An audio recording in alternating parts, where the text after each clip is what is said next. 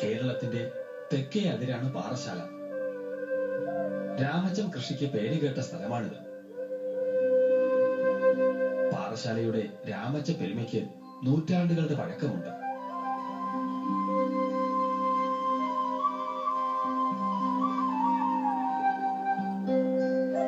ഇവിടെ രാമച്ചം കൃഷി ചെയ്തു തുടങ്ങിയത് നാട് വാണിരുന്ന തിരുവിതാംകൂർ രാജകുടുംബത്തിന്റെ ആവശ്യത്തിനു വേണ്ടിയായിരുന്നു.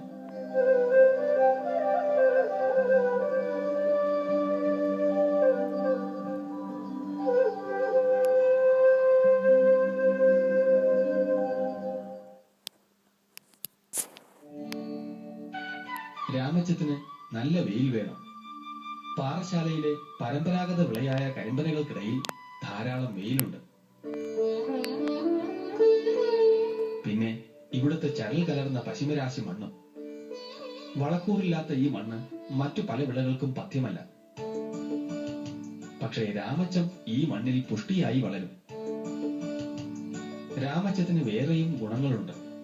നനയ്ക്കേണ്ട ആവശ്യമില്ല, കീടരോഗബാധയില്ല, എലി, പെരിച്ചാഴി തുടങ്ങിയ ക്ഷുദ്രജീവികളുടെ ശല്യമില്ല, കുറഞ്ഞ ചെലവിൽ കൂടുതൽ ആദായവും നൽകും.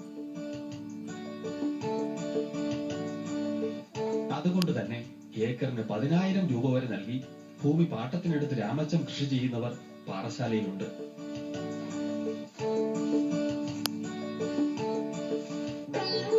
ജൂൺ മാസത്തിലാണ് രാമച്ചം കൃഷി തുടങ്ങുന്നത്. ചെടിയുടെ ചുവട്ടിൽ നിന്നും പിരിച്ചെടുക്കുന്ന ചിനപ്പുകളാണ് നടാൻ ഉപയോഗിക്കുന്നത്. വേരുകൾ മുറിച്ചെടുത്ത ശേഷം ചിനപ്പുകൾ മണ്ണിൽ പുതച്ച് നനച്ചു സൂക്ഷിച്ചാൽ ആവശ്യാനുസരണം നടാനെടുക്കാം. മണ്ണു കിളച്ച് കൂന കൂട്ടിയ ശേഷം അതിനു മുകളിൽ ചിനപ്പ് നടാം. ചെടികൾ തമ്മിൽ 1.5 അടിയും വരികൾ തമ്മിൽ 2.5 അടിയും അകലം വരത്തക്ക വിധത്തിലാണ് തൈകൾ നടുന്നത്. 1 സെന്റിൽ നടാൻ 400 ചിനപ്പുകൾ വേണ്ടിവരും. നട്ട് 3 മാസത്തിന് ശേഷവും 6 മാസത്തിന് ശേഷവും വളം നൽകണം. 1 സെന്റിന് 500 ഗ്രാം റോക്ക് ഫോസ്ഫേറ്റും 150 ഗ്രാം പൊട്ടാഷ്യം വിതറി പറിച്ചു മൂടണം. അടിവളമായി ചാണകം നൽകിയാൽ വിളവ് കൂടുതൽ കിട്ടുമെങ്കിലും പാറശാലയിലെ രാമച്ചം കർഷകർ ജൈവവളത്തിന് വലിയ പ്രാധാന്യം നൽകി കാണുന്നില്ല.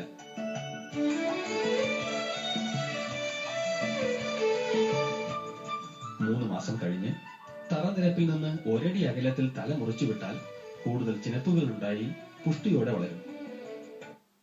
നട്ട് 1.5 വർഷം കഴിയുമ്പോൾ രാമച്ചം വിളവെടുക്കാം. ഈ സമയത്ത് ഓലകൾക്കും ഇളം മഞ്ഞ നിറമാകും. വിളവെടുപ്പിന് മുമ്പായി ചെടിയുടെ തലപ്പ് കെട്ടിവെക്കണം. എന്നിട്ട് മൺവെട്ടി കൊണ്ട് ആഴത്തിൽ കിളച്ച് വേരെടുക്കാം.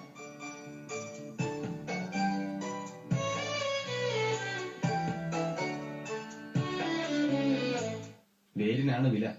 അതിനാൽ വേര് പൂർണ്ണമായും വിളവെടുക്കുവാൻ ശ്രദ്ധിക്കണം. വേര് തറയിൽ തട്ടി മണ്ണ് കളഞ്ഞ ശേഷം കഴുകി ഉണക്കണം.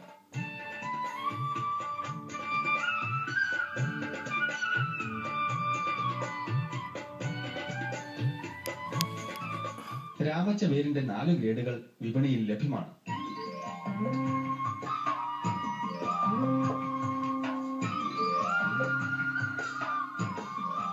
തണ്ട് തീരെ ഇല്ലാത്തതാണ് 1-ാം തരം വേര്.